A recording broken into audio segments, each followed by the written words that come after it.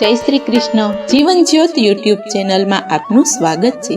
આજે આપણે સાંભળીશું ચૈત્ર માસમાં ઓખાહરણ વાર્તા રૂપે ખંડ 9 શ્રી કૃષ્ણ અને જ્વરનો સંવાદ.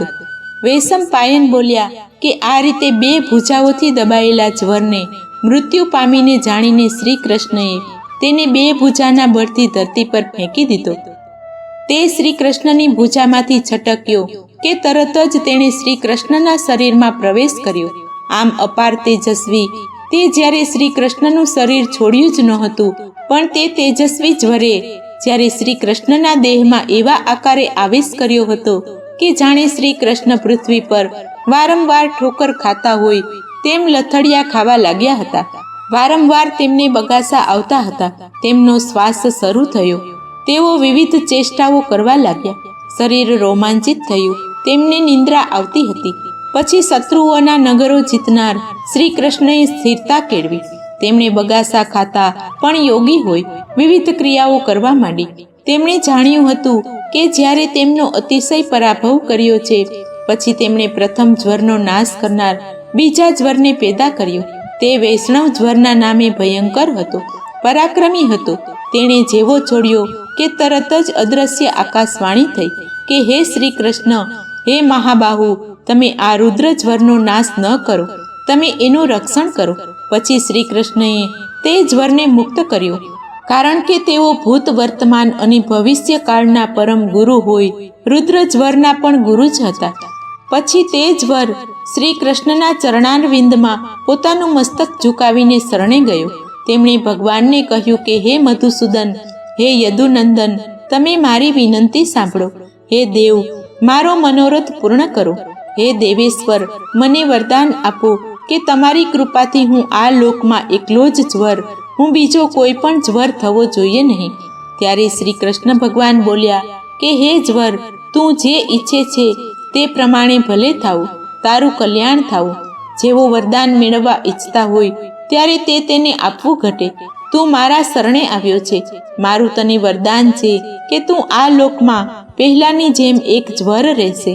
મેં ઉત્પન્ન કરેલ વૈષ્ણવ જ્વર મારા શરીરમાં જ લય પામશે. યશસ્વી શ્રી કૃષ્ણએ જ્વરને આ પ્રમાણે વચન આપ્યું અને ફરી આગળ બોલ્યા કે હે જ્વર, તું મારો સંદેશો સાંભળ. તું લોકમાં જે રીતે ફરશે તે વિશે હું કહું છું. તું સ્થાવર જંગમ સર્વેમાં નિશ્ચિતપણે ફરજે, પણ જો તું મારું પ્રિય કરવા ઈચ્છતો હોય તો તું તારા આત્માના 3 વિભાગો કરીને ફરજે.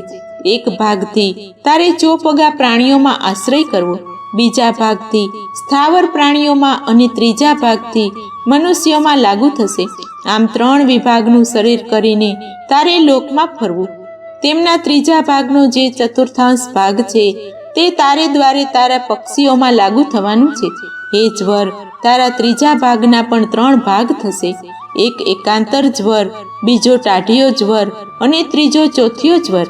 આ રીતે તારા વિભાગો કરીને મનુષ્યોમાં વાસ કરવો. બાકીની જાતિઓમાં તું તે પ્રમાણે વાસ કરે તે વિશે સાંભળ. વૃક્ષોમાં કીડાઓ રૂપે રહેજે. વૃક્ષોના પાંદડાઓમાં તેઓના સંકોચ થવા રૂપે રહેવું. પાંદડામાં ચિકાસ રૂપે પણ રહેવું. ફળોમાં ચાતુર્ય એટલે કે તેના બગાડ રૂપે રહેજે. પાણીમાં શેવાળ રૂપે લોકો જાણશે.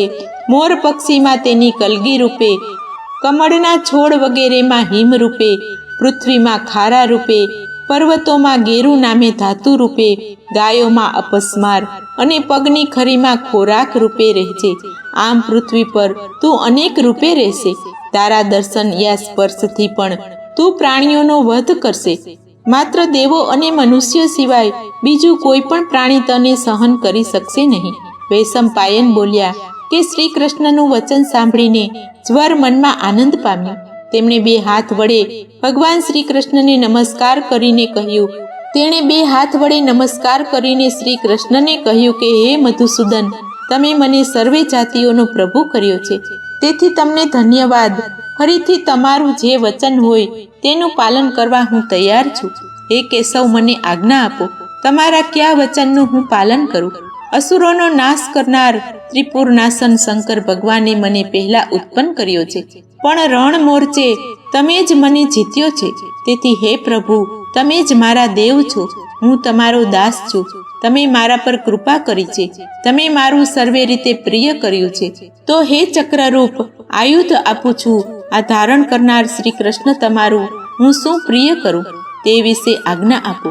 સ્વરનું એ વચન સાંભળીને શ્રી કૃષ્ણએ કહ્યું કે હવે મારો જે નિશ્ચયપૂર્વકનો સંકલ્પ છે તે હું તને સંભળાવું છું, તે સાંભળ.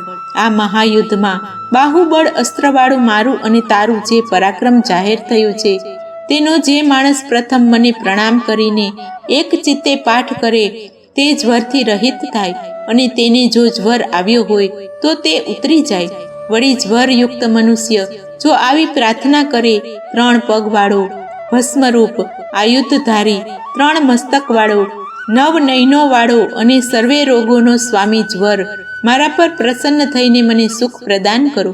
આદિ અંતથી યુક્ત કવિઓ, વિદ્વાનો, પુરાણ કાળના સર્વે મોટા અને સૌનો આજ્ઞા દેનાર અનિરુદ્ધ, પ્રદ્યુમન, બલરામ અને વાસુદેવ પણ મારા સર્વે જ્વરોનો નાશ કરો. આવી પ્રાર્થના કરનાર બધા જ જ્વરોથી મુક્ત થશે.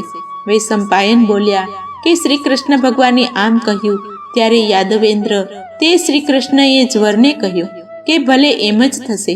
આ પ્રમાણે શ્રી કૃષ્ણ પાસેથી વરદાન મેળવીને તથા તેમને કહેવા વચનો પાળવાની પ્રતિજ્ઞા કરીને જ્વર આનંદ પામ્યો અને શ્રી કૃષ્ણને પ્રણામ કરીને તે રણમાંથી દૂર ખસી ગયો. તો આ હતો ઓખાહરણ ખંડ 9, શ્રી કૃષ્ણ અને જ્વરનો સંવાદ સમાપ્ત. બોલો શ્રી કૃષ્ણ ભગવાન કી જય.